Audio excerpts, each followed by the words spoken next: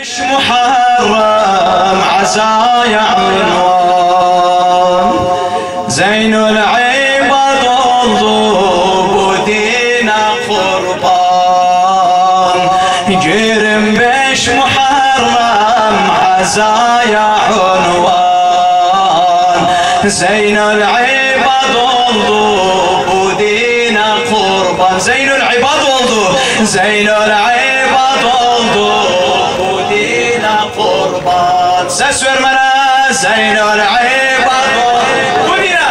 dine kurban Ağlayın ya dedin hasta imanı boynuna zincirler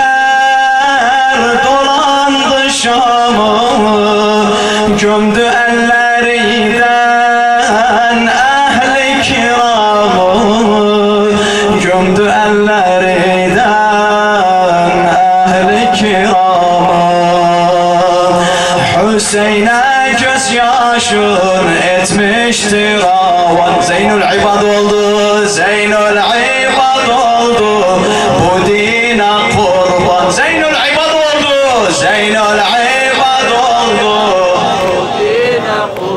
Sasiye kurban Allah'ım Zeynül ibad oldu İsra hapsi cevap versin bu mazlum ağaya 25 Muharrem azaya anvan 25 Muharrem azaya anvan 25 Muharrem 25 azaya Zeynül ibad oldu bu dine kurban Zeynül ibad oldu bu dine kurban Ağam adı Ali lakab Zeynül ibad'tır Kufa Şam'ın harabasında yattı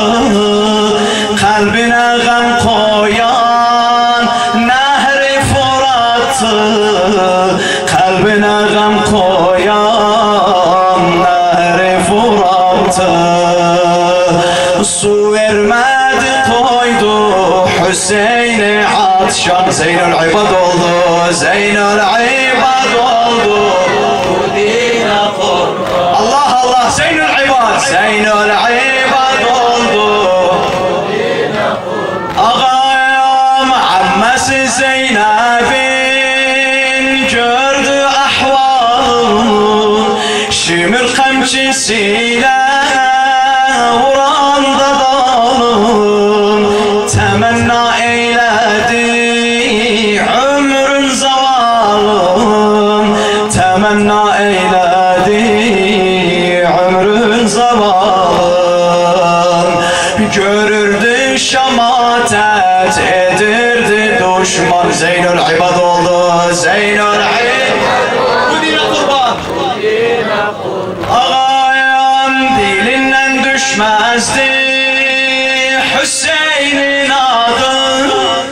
Kerbela'da kaldı fikri hem yadı Zikrolsun musibet buydu muradı